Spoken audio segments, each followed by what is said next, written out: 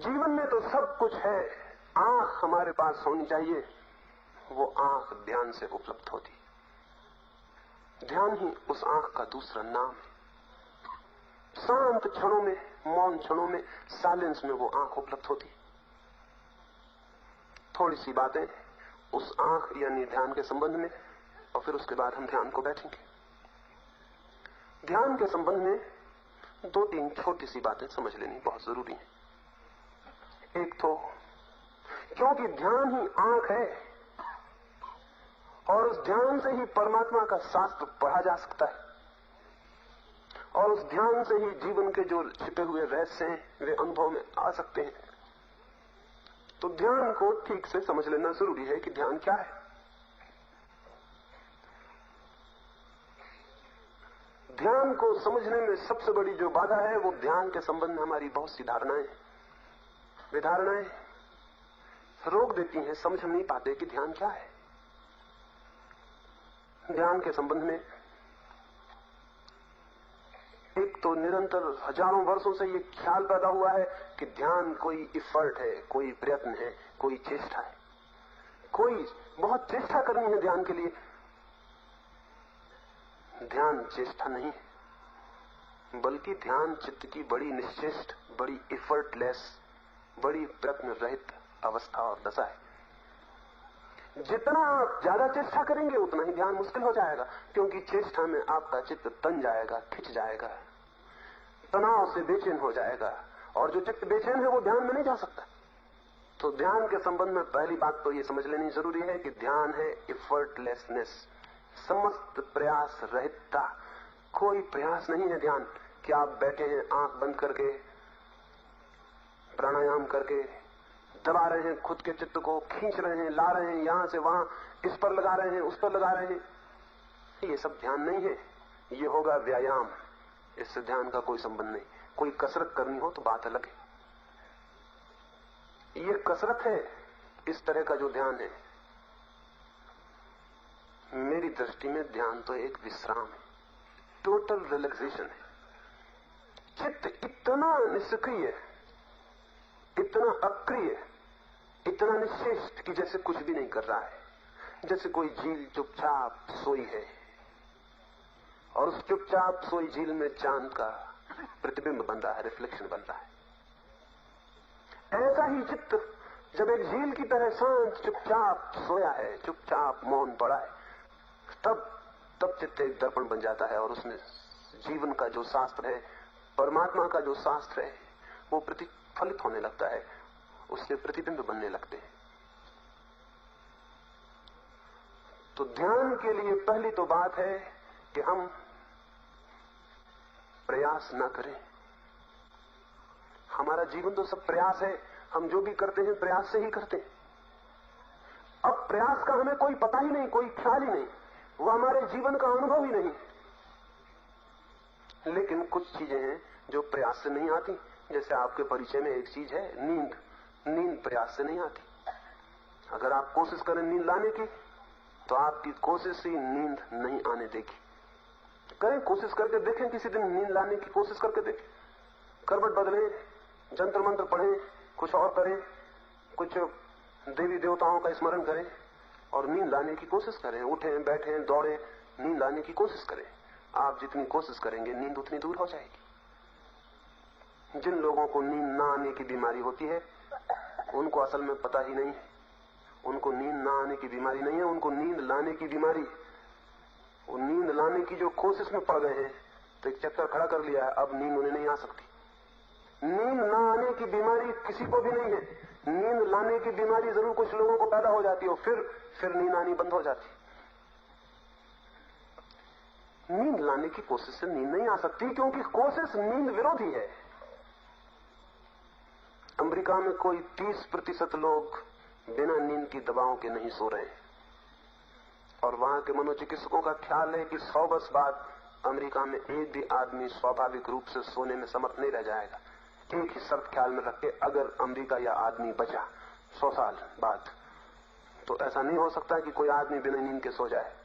अगर 100 साल बाद अमेरिका के उन लोगों को कहा जाएगा एक जमाना ऐसा भी था कि लोग बस जाते थे, सिर रखा बिस्तर पर और सो जाते थे। तो क्या वे लोग विश्वास कर सकेंगे? क्या वे मान सकेंगे कि ऐसा भी कभी हो सकता है कि कोई आदमी जाए और बस सो जाए? हद हो गई, ये तो हो ही नहीं सकता। अभी भी जिसको नींद नहीं आती है उससे आप कहिए कि हम तो तकिए पर सिर रखते हैं और सो जाते हैं, तो वो कहेगा आप क्या झूठी बातें कर रहे हैं, कोई तरकीब होगी जरूर आपकी, बताते नहीं है। क्योंकि मैं तो तकिए पे बहुत सिर रखता हूं लेकिन नहीं सो पाता। ध्यान भी इतनी ही सरल बात है, इतनी ही सरल, लेकिन प्रयास करिएगा तो बाधा पड़ जाएगी। तो अभी हम जब यहां अभी रात्रि के ध्यान के लिए बैठेंगे तो एक बात ख्याल में रखिए, कोई प्रयास नहीं करना है, ढील ढाले चुपचाप रह जाना है, कोई चेष्टा नहीं करनी, ध्यान लगाने की लाने की कोई कोशिश नहीं करनी। फिर आप कहेंगे हम क्या करेंगे? बस आप एक ही कृपा करें, कुछ ना करें और ध्यान आना शुरू हो जाएगा। लेकिन ये काम बड़ा कठिन है। अगर करने का होता तो आप कर देते, चाहे वो कितनी कठिन होता, लेकिन न करने का काम बड़ा कठिन है, क्योंकि हमारी पकड़ में नहीं आता कि हम क्या करें। और ना करने की हमारी कोई आदत नहीं है कि हम खाली बैठ जाएं और कुछ ना करें। हम कहेंगे कुछ तो बताइए, राम राम जपें, माला दे दीजिए, कुछ बताइए, हम कुछ करें। मेरे पास रोज लोग आते हैं, वे कहते हैं सब ठीक है, लेकिन आप कुछ तो बता दीजिए कि हम करें, करने जैसा कुछ बता दीजिए तो फिर सब ठीक हो जाए। अब कठिनाई ये है कि जैसे आपने करना शुरू किया आप ध्यान के बाहर हो गए। करना यानी ध्यान के बाहर हो जाना, न करना, नो एक्शन यानी ध्यान में हो जाना। ना करने की सारी बात है, कुछ भी ना करें, लेकिन आप कुछ ना भी करेंगे तो भी भीतर तो विचार चलेंगे ही, उनकी तो आदत है निरंतर की, वो भीतर गतिमान होते रहेंगे, उनका चक्कर भीतर चलता रहेगा। उनके साथ क्या करें? उनके साथ भी कुछ ना करें, चुपचाप उन्हें देखते रहे। वे आपका बिगाड़ भी क्या रहे, वे आपका क्या हर्ज कर रहे हैं, आपका कौन सा नुकसान हुआ जा रहा है? झिंगुर बोल रहे हैं दरख्तों पर, आकाश में बादल चल रहे हैं, हवाएं बह रही हैं, ऐसे ही विचार चल रहे हैं, आप परेशान क्यों हैं उनसे? लेकिन हमें सिखाया गया है विचारों को रोको, विचारों को रोक लिया तो ध्यान हो जाएगा। हो गई मुसीबत, विचार रोक नहीं सकेंगे आप और ध्यान कभी होगा नहीं। विचार को रोकने की कोशिश ही विचार को निमंत्रण है। विचार का सीधा सा सूत्र है, जिस चीज को हम रोकना चाहेंगे विचार के तल पर, वो चीज दुगने बल से आनी शुरू हो जाएगी।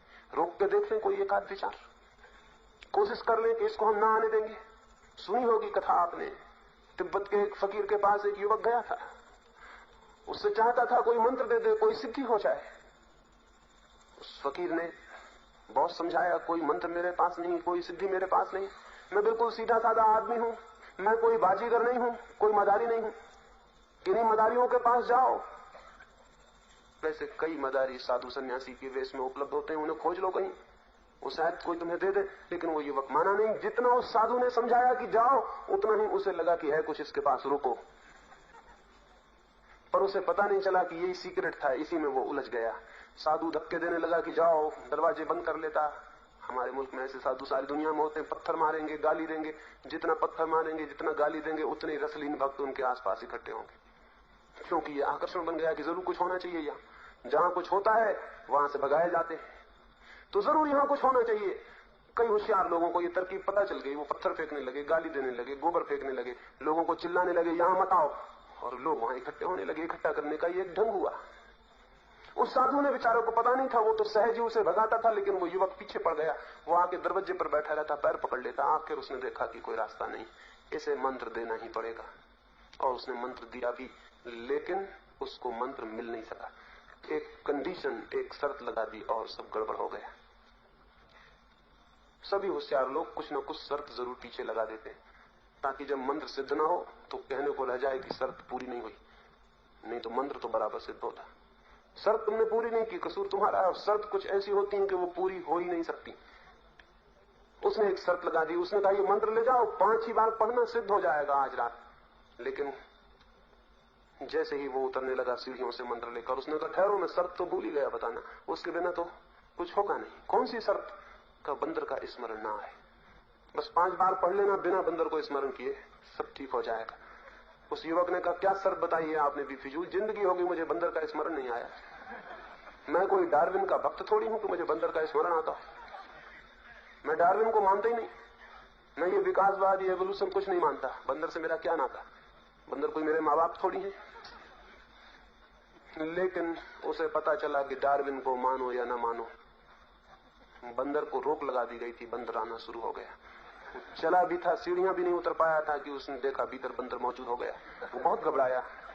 बाहर बंदर हो तो भगा भी सकते हैं, अब भीतर हो तो क्या करें। घर पहुंचते पहुंचते उसने एक बंदर को हटाने की कोशिश कर पाया कि और बंदर चले आ रहे हैं।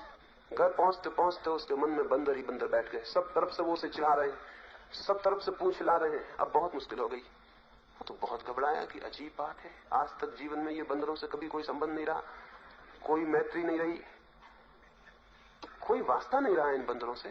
ये हो क्या गया है मुझे? नहाया, धोया, सब उपाय किए, अगरबत्ती जलाई, धूप दीप जलाए, जैसे कि धार्मिक लोग करते हैं, जैसे इनसे कुछ हो जाएगा। कमरा बंद किया, नहा धो के बैठा, लेकिन कितने नहाओ धो, बंदर कोई पानी से डरते नहीं। और कितने धूप दीप जलाओ, बंदरों को पता भी नहीं उनका। और बंदर बाहर होते तो कोई उपाय भी था, बंदर थे भीतर, उनको निकालने का कोई रास्ता न था। वो जितनी आंख बंद करने लगा, रात जितनी बीतने लगी, मंत्र हाथ में उठाता था, मंत्र बाहर ही रह जाता था, बंदर भीतर। सुबह तक वो घबरा गया,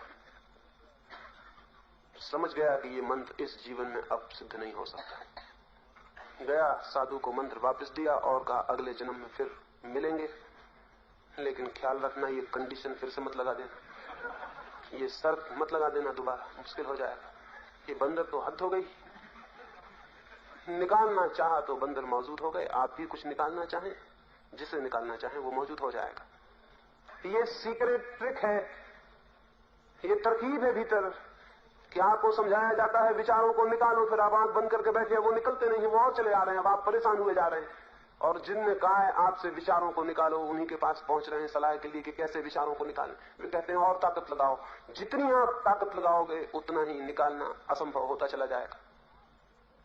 और तब आप सिर पीट लोगे और उनसे पूछोगे कि एक्सप्लेनेशन क्या है इस बात का कि मैं निकालने की कोशिश करता हूं, विचार तो निकलते नहीं। वे कहेंगे इसमें पिछले जन्मों के पापों का फल है, इसमें प्रारब्ध है, इसमें परमात्मा का हाथ है, इसमें और न मालूम कितनी बातें वो आपसे कहेंगे। और आपको वो भी मान लेनी पड़ेंगी, क्योंकि विचार आप निकाल नहीं सकते, तो कोई एक्सप्लेनेशन तो चाहिए कि आपको समझ में आ जाए कि विचार क्यों नहीं निकलते। आप कमजोर हैं, पापी हैं, और 25 बातें आपको समझा दी जाएंगी, एक बात छोड़कर कि विचार इसलिए नहीं निकल रहे हैं क्योंकि आप उन्हें निकालना चाहते हैं। इतना सा सीक्रेट है, इतनी सी सच्चाई है, बाकी सब बकवास है। तो विचार को निकालने की कोशिश न करें, फिर क्या करें? तो चुपचाप देखते रहें, आने दें, जाने दें, आप देखते रहें। देखने में इतनी घबराहट क्या है, इतना डर क्या है? लेकिन डर है और आपको पता नहीं है। और जब तक आपको उस भय का, उस फियर का पता ना हो जाए, तब तक आप देखने में भी समर्थ नहीं हो सकते। मैं लाख कहूं कि देखते रहें, आप देख नहीं सकते, क्योंकि देखने के पीछे भी हजारों साल की परंपरा ने एक भय पैदा कर दिया। वो परंपरा ये कहती है कि बुरे विचार मन में नहीं होने चाहिए। तो आपने सब बुरे विचार भीतर दबा के उनके ऊपर बैठ गए हैं आप। तो जब भी आप शांत होकर देखना शुरू करेंगे तो अच्छे विचार तो कम आएंगे, बुरे विचार ज्यादा आएंगे, फिजूल विचार ज्यादा आएंगे जिनको आप दबा के बैठे हुए। और उनसे डर लगता है क्योंकि सिखाया गया है बुरे विचार नहीं होने चाहिए। तो उस भय के कारण देख भी नहीं सकते, भय के कारण दबाना चाहते हैं, दबाते हैं, उपद्रव शुरू हो जाता है, मन में बंदर इकट्ठे होने लगते हैं, फिर मंत्र सिद्ध नहीं होता है। पहली बात, ये भय छोड़ दें कि बुरा विचार है या अच्छा विचार है। सब विचार एक जैसे हैं, सब विचार एक जैसे हैं। विचार सिर्फ विचार है, उसको तो सिर्फ देखें, ये भय मन से निकाल दें कि बुरा विचार ना उठाए कहीं। जो भी विचार चल रहे हैं उनके चुपचाप साक्षी रह जाएं, उन्हें चलने दें। बुरा चले तो बुरे को, अच्छा चले तो अच्छे को। आप कौन है बाधा देने वाले? आप कौन है निर्णय करने वाले कि कौन बुरा है कौन अच्छा? आप क्यों ये जजमेंट लेना चाहते हैं? ये क्यों आप तय करना चाहते हैं कि ये अच्छा है ये बुरा? आपको पता है क्या अच्छा है और क्या बुरा है? काश यही पता होता तो सब बदल गया होता अब तक। ये बिल्कुल पता नहीं है, तो चुपचाप निकलने दें जो भी निकल रहा है। लाल मुंह के बंदर अच्छे हैं और काले मुंह के बुरे हैं, ऐसा मत सोचें। बंदर बंदर हैं, चाहे लाल मुंह के चाहे काले मुंह के। वो अच्छे और बुरे का सवाल न रखें। अच्छे और बुरे के कारण ही आपका चित्त दुविधा से भर जाता है। डर जाते हैं आपकी कहीं बुरा विचार तो नहीं आ रहा। नहीं, विचार सब एक जैसे हैं, न कोई बुरा है और न कोई अच्छा है। विचार विचार है। आप सिर्फ देख रहे हैं, एक रास्ते पर खड़े हैं, लोग जा रहे हैं, एक साधु जी जा रहे हैं, वो बहुत अच्छे हैं, एक चोर जा रहा है, वो बहुत बुरा है। आपको क्या लेना देना है, वो रास्ते से जा रहे हैं। और किसको पता कौन अच्छा है कौन बुरा। हो सकता है साधु जी चोरी का विचार कर रहे हो सकता है चोर साधु हो जाने की योजना बना रहा। कोई पक्का नहीं है, कोई हिसाब तय नहीं है कौन कौन है। तो भीतर क्या क्या है, इसका बहुत ज्यादा निर्णय आप करेंगे तो आप जागरूक नहीं हो सकते। आप निर्णय में उलझ जाएंगे, और निर्णय में उलझ गए तो आप विचार में उलझ जाएंगे, और विचार में आप उलझ गए तो वो तो आप उलझे ही हुए। उससे निकलने का कैसे रास्ता बन सकता है। तो ख्याल में लें ये बात कि विचार सिर्फ विचार हैं और हम केवल तटस्थ साक्षी हैं। हम सिर्फ देख रहे हैं, न उन्हें निकालना है, न निकालने की कोई जरूरत है, न कोई सवाल है, सिर्फ देखना है। और जैसे जैसे आपका देखना गहरा होगा, आप पाएंगे कि जिनको आप कभी नहीं निकाल पाए थे वे नहीं आ रहे हैं। जैसे जैसे देखना गहरा होगा, आप पाएंगे ना अच्छा ना बुरा कोई भी नहीं आ रहा है। जिस दिन देखना पूरा होता है, जिस दिन वो अंतर्दृष्टि पूरी सजग होती है, उस दिन कोई विचार नहीं रह जाता, ना अच्छा ना बुरा, विचार मात्र नहीं रह जाता है।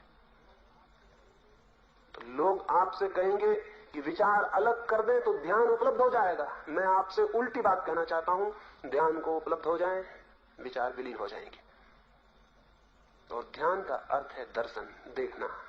वो जो विचारों की धारा बह रही उसे देखना चुपचाप। इस प्रयोग को अभी हम करेंगे। इस प्रयोग को दो प्रकार से हम करते हैं यहां। एक तो सुबह बैठकर, क्या लेटना हो सके